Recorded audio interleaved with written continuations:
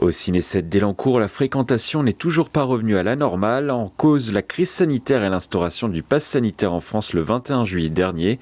L'établissement classé art et essai a perdu de nombreux spectateurs et notamment un public familial sur ses vacances de la Toussaint. Moins 30, moins 35%. Là, par exemple, on a un bon indicateur, c'est les vacances de la Toussaint, on est en plein dedans.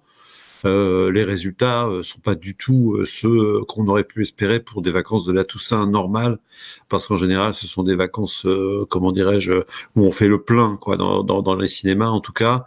Et là, on est vraiment. Ça dépend des séances, ça dépend de la programmation, bien sûr.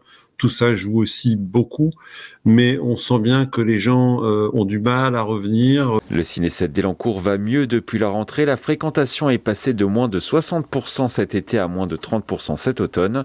Mais les chiffres restent historiquement bas pour cette salle ouverte depuis 1975 dans le quartier des Sept Mares. Et les blockbusters de ces dernières semaines n'ont pas boosté sa fréquentation. Le James Bond, par exemple, c'est un très bon indicateur.